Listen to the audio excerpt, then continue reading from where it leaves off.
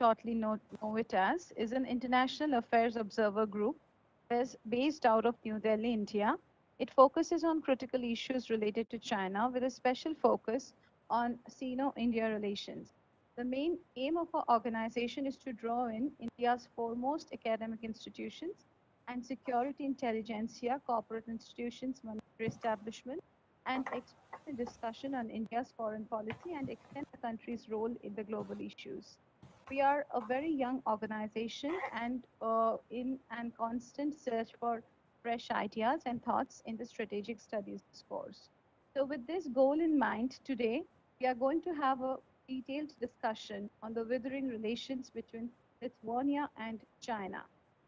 Apparently, for the last few months, as we know, news about the rows between Lithuania and China doing rounds. Lithuania allowed Taiwan to open a representative office in Vilnius, capital of Lithuania, and this led to a diplomatic clash between China and Lithuania. China and Lithuania summoned the ambassadors of one another, and then a lot of incidents unfolded. So to talk more about those incidents and to ponder upon that topic, today we have a very eminent guest with us, and Dr. Shriparna Pathak will be introducing that eminent guest to us. She is an associate professor and a former assistant academic dean in the Jindal School of International Affairs of OP Jindal Global University, Haryana. She teaches courses on foreign policy of China, as well as theories of international relations. Her previous work experience covers universities like Guwahati University, Don Bosco University, the Ministry of External Affairs, where she worked as a consultant for the Policy Planning Research Division, working on China's domestic foreign policy. Think tanks like Observer Researchers Foundation in New Delhi and Kolkata, respectively. South Asia Democratic Forum in Brussels, where she was a research fellow, and the Center for Armed Forces Historical Research in New Delhi. She worked as a researcher. She was awarded a doctorate degree from the Center for East Asian Studies, Jawaharlal Nehru University in 2015. Dr. Pathak is in English, Mandarin, and Indian languages like Hindi, Bengali, and Assamese. She has been a recipient of the Joint Fellowship awarded by the Ministry of Human Resource Development, India, and the China Scholarship Council, Government of the People's Republic of China, and she spent 2 years in China actively researching on the various aspects of Chinese domestic economy. So she is a very eminent fellow altogether, and she would be in turn introducing us to another very eminent, very honorable guest tonight. So over to you, Dr. Pat. Thank you. Thank you so much, Sreyoshi. Good evening, everyone, once again, and I welcome you all to a very interesting session organized by the Red Lantern Analytica. This becomes even more interesting because we have a very interesting guest of whom I've recently become a very big fan because of the kind of stances that she's had against this bullying tactics by the People's Republic of China. So we have with us today our Honorable Member of Parliament of Lithuania, Madam Dovilė Šakalienė. Madam, in case I'm pronouncing your name incorrectly, please pardon me and please correct me because I might be mispronouncing your name. In case that's the case, please correct me. It's not a problem. Actually, my name is Dovilė Šakalienė, but I understand it's really unusual. But it's fine. I mean, it's really not a problem. I think it's most important what we are talking about, and I'm so happy we are all here. The pronunciation of my name is just a minor issue. Doesn't matter. Thank you so much. Thank you so much. Madam Dovilė Šakalienė, she is a member of the Lithuanian Parliament, the Seimas, a long-standing human rights advocate with a background in legal psychology and fundamental rights, has been focusing on gender-based violence, child rights, trafficking in persons, vulnerable groups and minorities. She's also been the former CEO of National Human Rights Watchdog, Human Rights Monitoring Institute, former journalist, Lithuanian news radio producer and host. She's also been a columnist for largest online media outlet, DELFI. She's an accredited journalist at the Council of Europe. Currently, she is a member of the Committee on National Security and Defense. She's a co-founder and member of the Commission on Suicide and Violence Prevention. She's a co-founder and member of Women's APPG, chair of APPG on developmental cooperation, reproductive and sexual health rights, etc. She has been very active in raising questions on gross human rights abuses in China, especially in the camps, the forced work, the forced sterilizations of the Uyghur minority. Madam was blacklisted by the People's Republic of China alongside with 9 other European Union MPs and along with other members from the academia. She initiated the resolution on acknowledgement of Uyghur genocide by the Chinese Communist Party, and it was passed in the Lithuanian parliament this spring. The context of this session, as has been always already mentioned by Sreyoshi, is the heightened aggression from China, the very aggressive sort of diplomacy which is coming out from China amidst a pandemic, which has origins in China itself. So, as has been already mentioned, this row between Lithuania and China has been over, the opening up of an office of Taiwan, and China has an issue with it because it claims Taiwan to be a part of its territory under the one country, two systems policy. Um, when China asked Lithuania's envoy to leave Beijing, Lithuania's foreign ministry expressed regret over Beijing's decision. And it's stated, and I quote, while respecting the principle of one China, Lithuania is determined to develop mutually beneficial relations with Taiwan. Now, China, through its state-run mouthpiece Global Times, stated on August 23rd that Chinese trade authorities should carefully examine China's imports and exports with Lithuania and make plans to sever ties with the country. It said Lithuania should not hold any delusion that China is reluctant to take decisive actions. Lithuania indeed has taken a very bold step, a step which most powerful members of the international system also shy away from. Now, what lies in the future for Lithuania China relations is a question which is on almost every mind. So, without further ado, with your permission, Madam Dovilė, I would like to start the session and pose a few questions to you in this context. Yes, absolutely. And thank you so much for this kind introduction. I don't feel that I'm doing something too extraordinary because I believe that anyone in my place, having at least a little bit of conscience and understanding of human rights, would do the same. So I'm very sad to see that China, being one of really the largest countries in the world, still at the same time seems to know so little or to care so little about fundamental rights. So yes, I'm listening. So I'll try to answer any questions that you have to the best of my knowledge. Thank you so much. Madam, the first question is that in the European Union, there have been several concerns regarding imports from Xinjiang, which are made using forced labor. Now, despite this, Chinese customs data has shown that shipments to the European Union have rose by 131% this year in the first 6 months of 2021. Where does Lithuania stand on this? So my personal opinion is that use of forced labor in Xinjiang region really makes any products made there really unacceptable for me or for anyone who cares about human dignity. If we're talking from the economic perspective of my country, so one of the main products of export from Xinjiang is cotton. And Lithuanian industrial structure is not really based on clothing or apparels. It's a very, very small percentage of our GDP that comes from this sphere. But also, additionally, many decisions in relation to trade are made in collaboration with European institutions. We are part of a common market. So these decisions that are made on the basis of EU, of course, are rather slow because, of bureaucracy. But I really believe that the EU itself is also changing its course. And I'm very happy to see that Ipac, or the Interparliamentary Alliance on China, that I am one of the co-chairs, has really done a lot of work to change the position of the EU. Talking about Lithuania, we are one of the countries with extremely low codependence coefficient when we're talking on our trade relations with China. And if I have a word in this, it's not going to grow. And I hope that in certain areas it's going to change to the lower part, actually.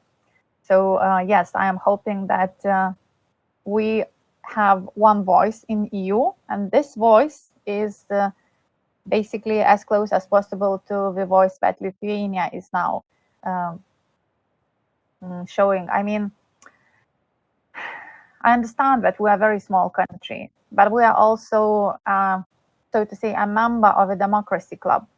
And if we really believe in what we do, then for us to ensure that no product made by forced labor is brought into our market, is actually sold, well, basically then people's dignity is sold through that.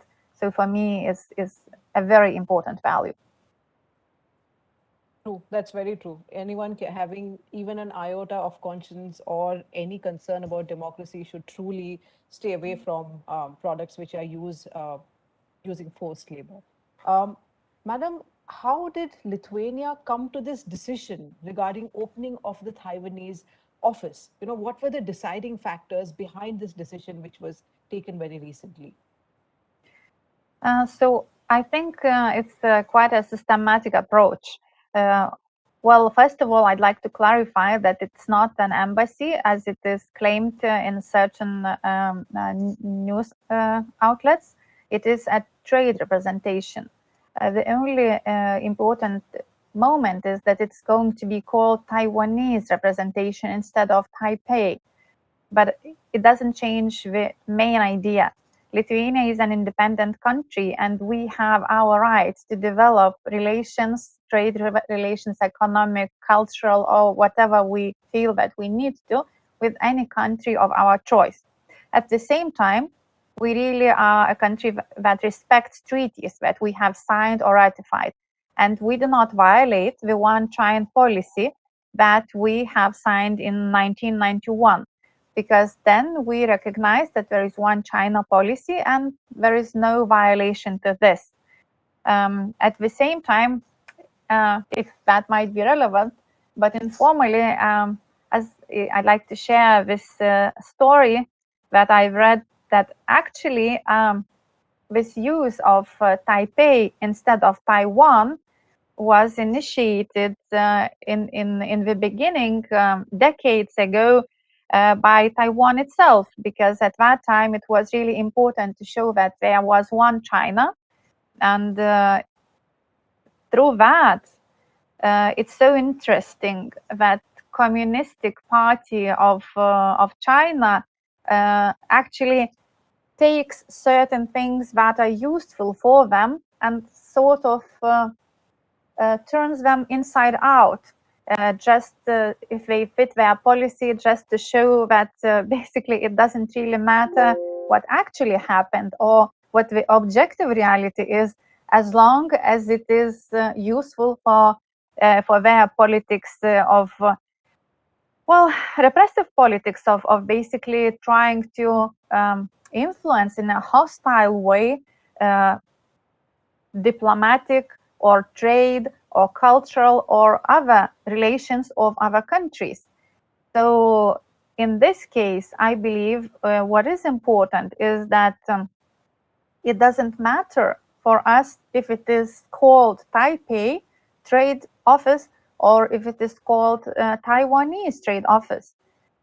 We really believe that what is sustainable is that economic and trade relations with democracies are more viable, more sustainable, and are less influenced by political decisions as in authoritarian regimes or repressive regimes, as we can clearly see in our case or in a case of Australia, where the country was basically economically punished for its policy, whereas Australia did not violate any international treaties or did not commit any crimes.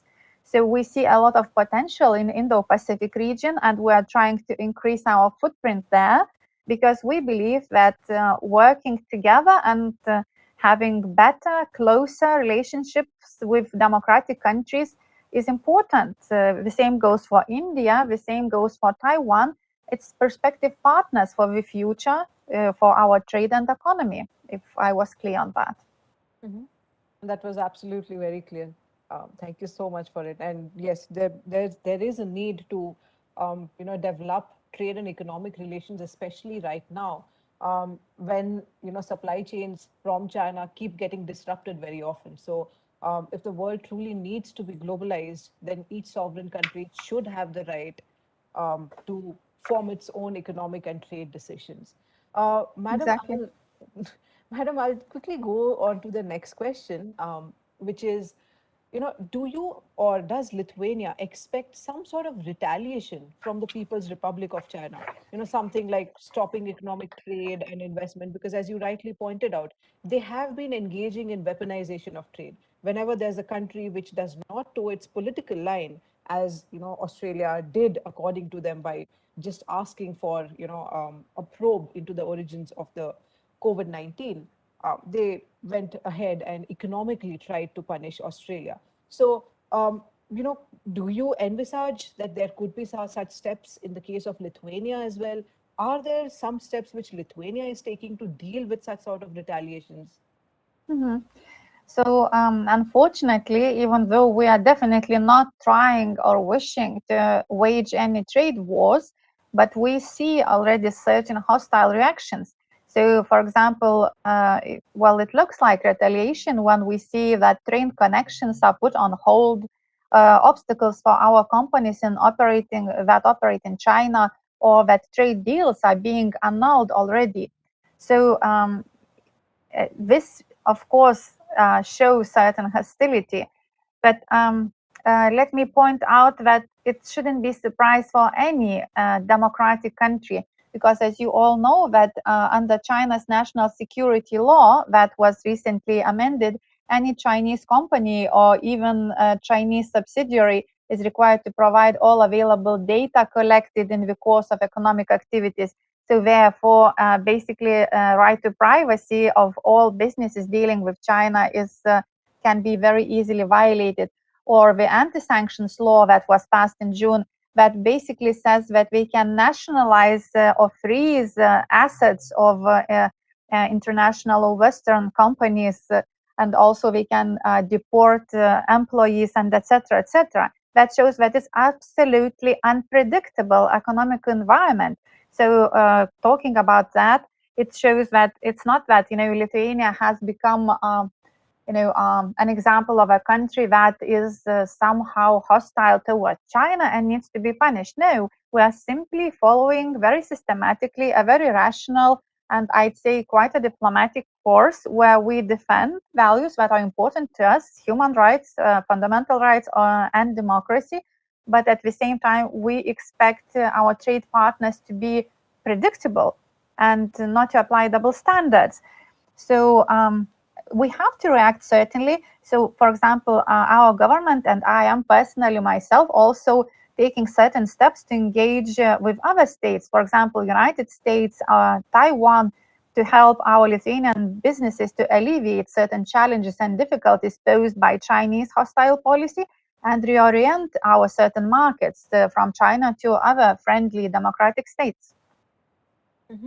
That indeed is a very practical step, and any country which would face the onslaught of such sort of hostile tactics from China would irrevocably do so. India also has done things in the past, because we've also had our share of issues, our share of wars with China. I'll quickly go on to the next question. In a Global Times editorial, the PRC stated that China and Russia can punish Lithuania. Are Lithuania's relations actually being impacted, Lithuania's relations with Russia actually being impacted by this development with China? Has Russia stated anything in this regard, or has it, sort of talked about any sort of collaboration with China against Lithuania? This is a question which quickly comes to my mind. Well, of course, we understand that the Global Times is an official spokesperson or spokes outlet for China's government. So we must take these threats seriously.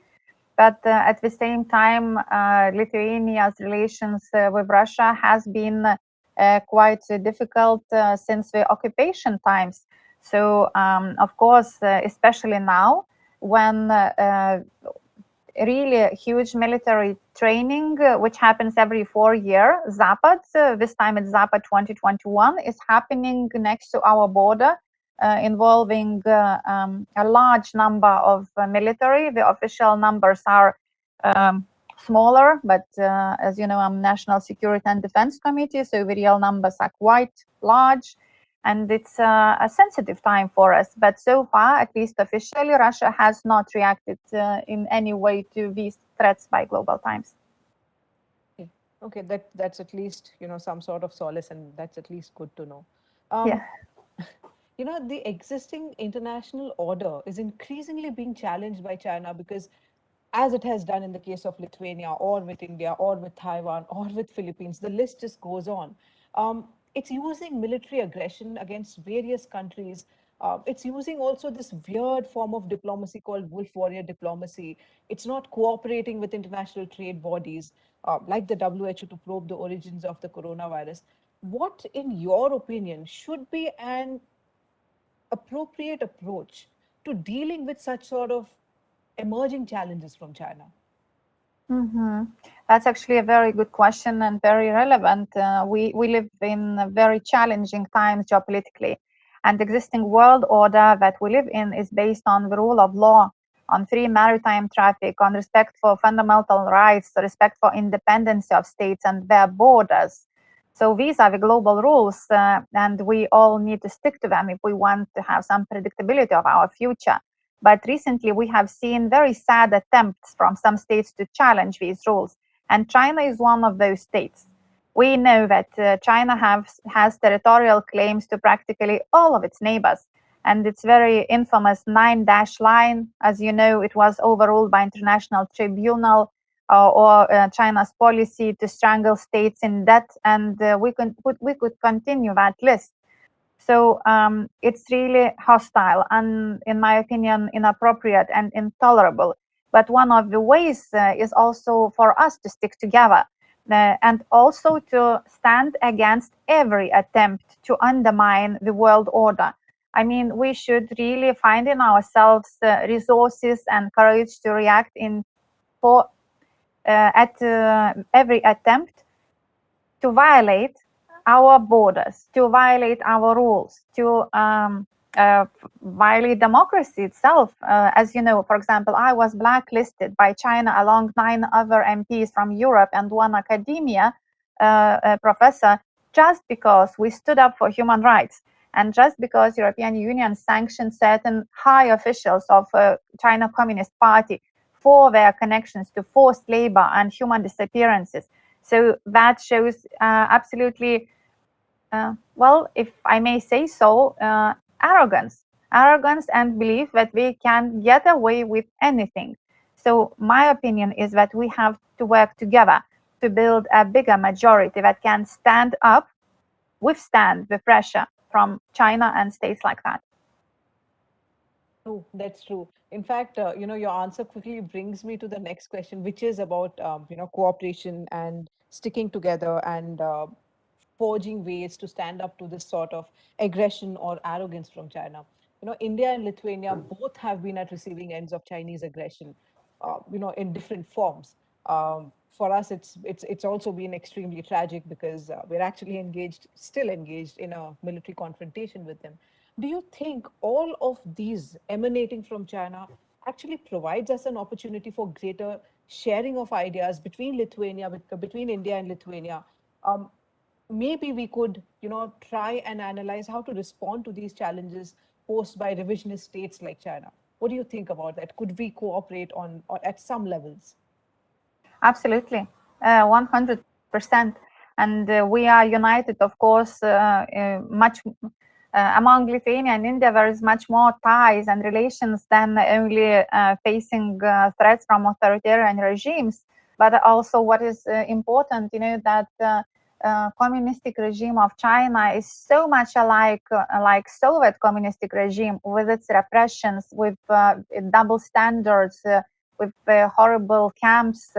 It was lagers in my country and Laogai now in China. So we know what it means to live next to a state that doesn't even know how democracy looks. For India, the largest democratic state in the world, it's really a very unpleasant challenge. For us, a very small democratic state, sometimes it's very, very unsafe. But what I believe is important that we find more and more connections.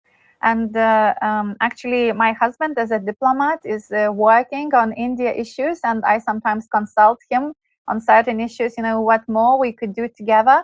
And it's really a pleasure that we are also connected by history, by culture, by language, and the Lithuanian language is the oldest in Europe, and it has a lot of similarities with Sanskrit, and also that one of the closest friends of Mr. Gandhi and actually his soulmate, Herman Kallenbach, he was born in Lithuania, and we have monuments in Lithuania to commemorate that.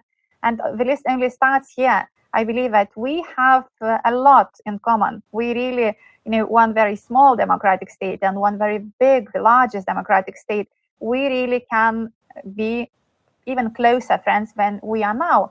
And also as member of EU, we're really working a lot in that direction so that we could have closer relationships, not only between Lithuania and India, but between EU and India as well. That's really heartening to know, and I'm really so glad to hear that you and your better half both have been thinking about how to better relations with India. Indeed, we do have a lot of common things, and we just need to explore more, and we need to increase the awareness about these multiple issues. It's really heartening to know that, Madam. I'll just quickly ask you the last question, and maybe then we can go on to some questions from the audience. I am extremely in awe of you because you've decided to stand up, and it's not easy to stand up to a bully like China. It has different sorts of, it uses different tools of repression. But what I really want to ask you that, do you think tanks or research organizations can somehow play a role in shaping foreign policy choices of countries? Say, for example, Red Lantern Analytica is a young think tank. It's a young research organization. They're trying their level best to, forge or impact foreign policy. In your country, do think tanks play some sort of role in shaping foreign policy objectives? Do you really think that such sort of dialogues can help us in standing up or thinking of solutions to these challenges which are being brought about by China? What do you think, ma'am? Well, actually, I come myself from a non-governmental sector, from an NGO. As you mentioned before, I used to be CEO of Human Rights Monitoring Institute and also did some journalistic work. So my opinion is that think tanks and civil society in general, and especially the NGOs that work to analyze, to educate, to raise awareness, is a critical element of any functional democracy. So yes, in my opinion, think tanks can help a lot in shaping foreign policy by providing expertise, by providing certain competencies, but also by being able to be more flexible. For example, as a member of parliament, I can allow myself to be more maybe straightforward and informal in expressing certain views. If I was a minister right now, I would be in a much more rigid box. But think tanks are absolutely free. So this is really a very valuable asset for the state. For example, one of European Union think tanks, Friends of Europe, is also extremely efficient in providing certain views and really helping politicians. Or in Lithuania, first that comes to mind is Center on Eastern European Studies, and it's very efficient also in bringing together politicians and experts and politologists and journalists, and for us together brainstorm certain issues that we could find better solutions to. We've just had recently a very useful meeting on migration crisis, and I think we all brought some useful ideas from there. In my opinion, what we have to do as a state, we have to find better possibilities to finance infrastructure, to to ensure institutional financing, but without, putting a collar on the necks of the NGOs, because their independence is what makes them so valuable in their independent views. Thank you so much, ma'am. Like, it was really wonderful learning so many new things from you. And I'll just quickly open the floor for questions with your permission. I'll quickly probably ask, Abhishek ji to pose the first question, because he's also had quite a few insights, and we do keep chatting about EU, about Lithuania. So Abhishek ji, over to you.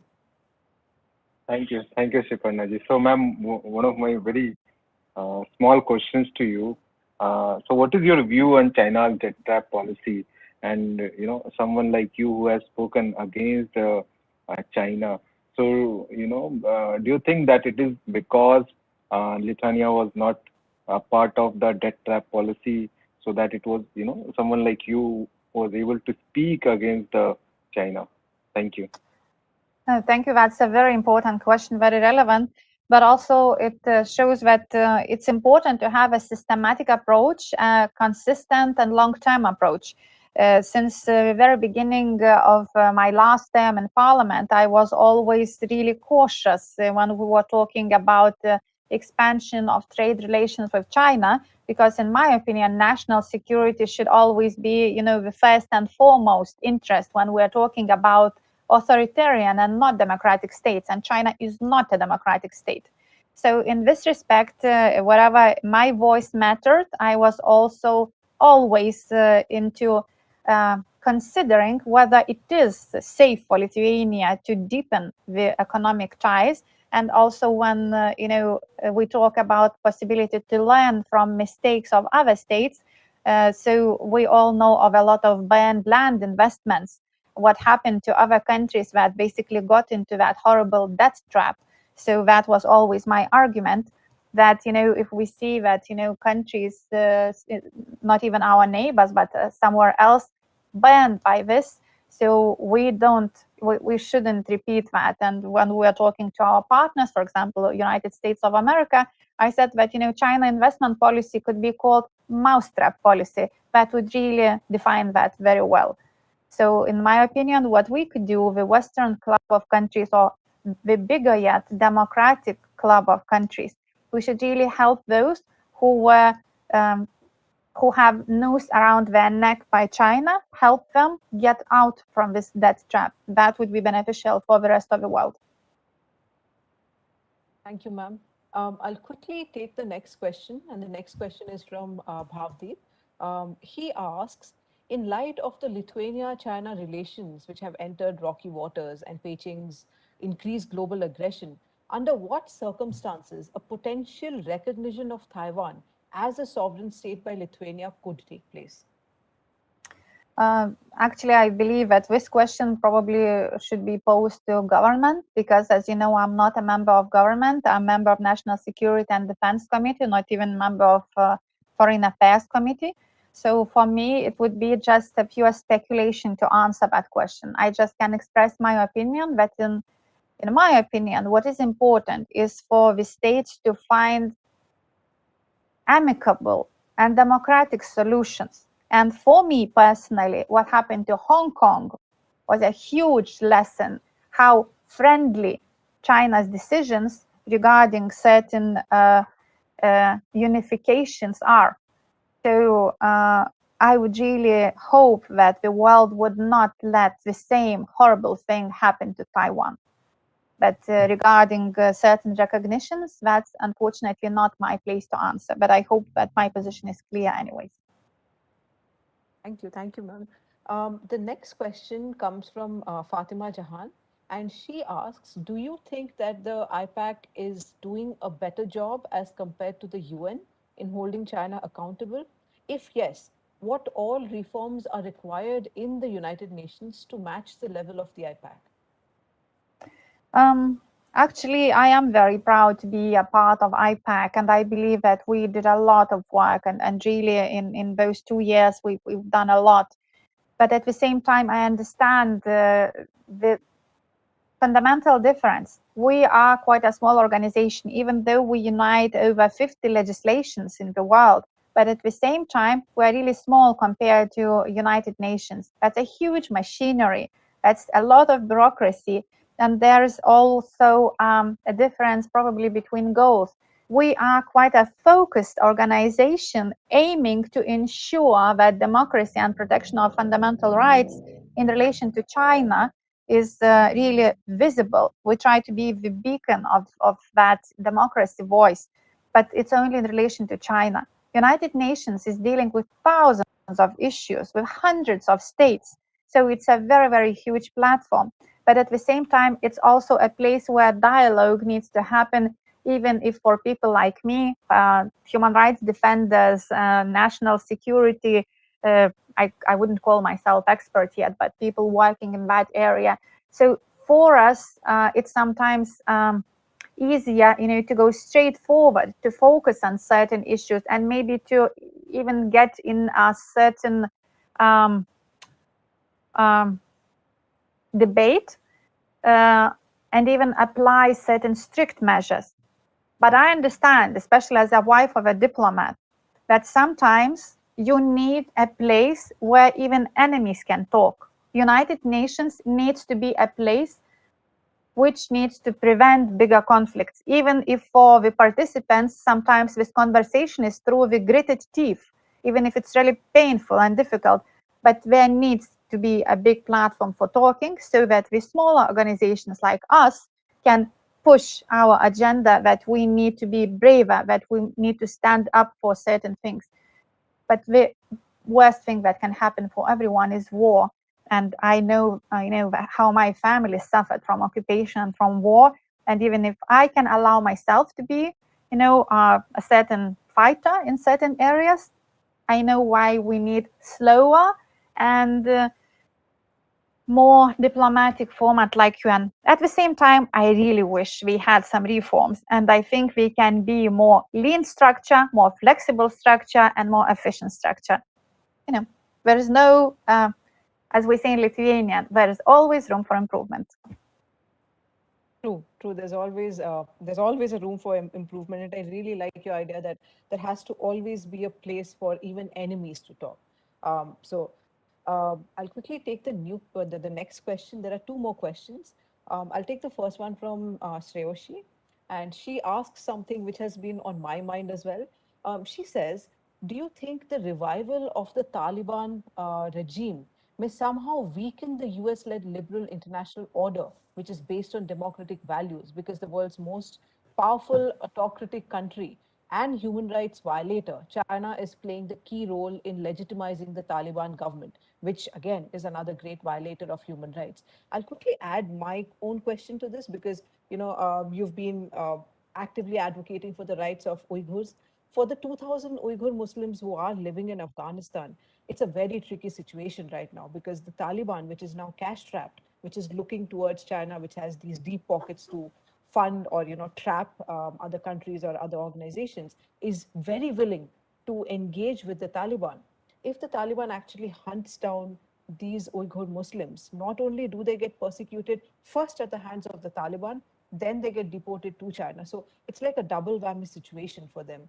Is there anything that can be done to improve this, or can we help them at all in any way? Well, probably for all the democratic world, what is happening in Afghanistan is really painful to watch. And at the same time, it's very, very difficult to navigate the situation and to make long-term prognosis. Most probably attention is currently to trying to save as much people as we can. So in Lithuania, just yesterday, the last mission has ended just before the explosions in the airport. So we managed to get out far over 100, I think almost 200 people that were cooperating with the Lithuanian military when we were conducting the missions there. And it was a very difficult operation, very tense and very dangerous. But what we see is that the United States is trying to get out thousands of people from there, trying to save thousands of lives. And that shows that even though US removed their troops from Afghanistan, is now removing their troops finally, but still they do care about what is happening in that land. But at the same time, only people of a certain country can decide for themselves what they want and what they are ready to sacrifice to achieve their goal. If people of Afghanistan, if government of Afghanistan wasn't ready to stand up to Taliban, we all there, we all here can wish for whatever we want, but we can't change this. And why that happened, probably policy analysts, politologists, better than I am, would provide different answers. I have read already several versions, but in my opinion, we have to accept that probably this is a very long-term process that is going to happen in that land. And my personal wish is that at least lessen the number of victims. At least, for example, China is dealing with Taliban. Russia is trying to deal. I would myself say that maybe seeing that Taliban, it has not conquered Afghanistan, it was accepted, basically. It was, it just went through without much resistance. That maybe we just at least have to discuss with them, debate with them certain goals, for example, so that women would not be murdered or hurt or imprisoned just for walking alone on the street, that education and working of women would not be banished, that people that belong to minorities such as Uyghurs would not be persecuted and then given up to another repressive states. So my personal opinion, subjective opinion, is that now we must salvage what's possible, at least try to save the lives of the most vulnerable people. And that only can be done if we all stand together. And I don't only mean like, the Western club, like when we were talking about the US, the UK, I don't know, European Union, but also India, but also other countries that are close by and that understand what is happening. And we should all, probably think of certain possibilities to maybe help people enter our countries with certain easier visas or certain packages that would allow them to survive in our countries. I'm sorry for taking this long to answer this question, but this is, a burning question, and no ready-made answers are there yet. So we really are brainstorming, all of us. True, true. It's indeed a very evolving situation. And, as neighbors, we've had long-term engagements with Afghanistan. It also, hurts us a lot to see all the progress that had been made over the years just being turned into dust. So India is also thinking of a lot of ways. We are also extending visas, etc. But as you say, it's an evolving situation. I'm going to shorten the other question so that I can quickly ask. Divyanshu asks this question. And he's referring to your point about how this debt trap is like a noose around the neck. He is asking whether Moscow has several limitations due to which it avoids antagonizing Beijing publicly, but it actually disagrees with Beijing's stance often in recent years. So how do you see this very strange relationship which Russia actually has with China? It's not completely overtly friendly as the way it would be, because they also have their own set of issues, demographic issues, language issues, etc., etc. But at the same time, they would not publicly antagonize. So how does Lithuania view this relationship? Well, in this question also, I would only provide my own personal subjective opinion, because our government may have a formal position that might be more diplomatic. My opinion is that China and Russia has, this strange bedfellow situation where at the same time there is a lot that unites them, both authoritarian regimes that are suppressing democracy and that are really hostile towards their neighbors. But at the same time, the problem set is very, very different. we see where Russia in the Far East has a very bad demographic situation. Half of the country just right to the border of China, which is overflowing with population. And in Russia, there is a lot of empty space. So I feel that Russia may feel intimidated and not really safe on that account, especially having in mind China's, as we talked before, policy towards its neighbors and having territorial claims and being more and more hostile and aggressive. But at the same time, I believe that Russia is very sad about losing its influence as one of the global political powers. They were so happy that for so many years it was mostly Russia and America as, forming that global axis of power. So Russia is not the part of the global axis of power anymore. And for them, probably, sticking to China's side is a certain way, to feel more relevant. But for China, as always, every country is just like a lemon. They squeeze what they can from it and they throw it away. So in that case, Russia is true. I mean, it's they are right in being careful, but they're still playing the game. Like in Zapad as well, their Chinese monitoring of the situation and etc. Of course, a lot of information is classified, but what we see is this interesting game where theoretically it may look like a game of two cats, but in practice it's a game of a cat and a mouse. Okay, yeah, it's a very interesting answer, and this is an arena which even I keep looking at. I'll take one last question because we know that Madam is really busy. It's So okay. since this is like a sort of engagement between an Indian think tank and Madam who is from Lithuania, there's this one last question, and I know that you might not be able to answer it fully because you're not actually part of the government. But there is this question from Shashikant. How do you see the future of India-Lithuania cooperation on the nuclear program? I can partly answer this only, as you are right, because I'm not part of the government and because of the nature of the committee that I am in, a lot of information is classified that we are dealing with. But I'll probably answer from this fundamental rights and geopolitical side. Nuclear weapons, first of all, are weapons that are supposed to prevent war.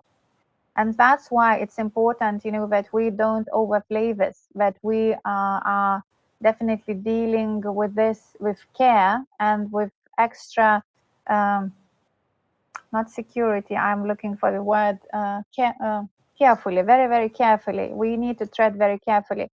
And on one hand, it's very dangerous when it becomes a factor of making certain geopolitical decisions. So in my opinion, two things are important. First of all, to understand that it's not a solution, that it is at best a certain way of psychological prevention at best. But also it's a stick with two ends and it's very, very dangerous. So of course it's most important that democratic countries such as Lithuania and India, who understand very well the dangers and very limited possibilities that nuclear programs offer, are hand in hand, are standing on the same page in preventing certain situations where certain decisions would be made when there is no way back. I'm sorry for such a vague answer, but I'm sure that you understand what I'm talking about. Cooperation, sharing of expertise, scientific cooperation is very important, and I am hoping that we can move forward in certain areas of this. But I'm in favor of finding solutions and avoiding certain situations where there is no way back. if I'll limit myself to this much information this time. No, that's still very interesting, and that's still quite a lot, and it does answer our questions. So with this, we'll now close the session. It's been absolutely wonderful speaking to you. Thank you so much for taking time out of your extremely busy schedule. You've answered so many questions from different perspectives, and covering so many different parts of the world in an absolutely lucid manner. So I'm really thankful to you. All of us learned immensely from this particular session. So thank you once again. Over to you, Red Lantern Analytica. Over to you.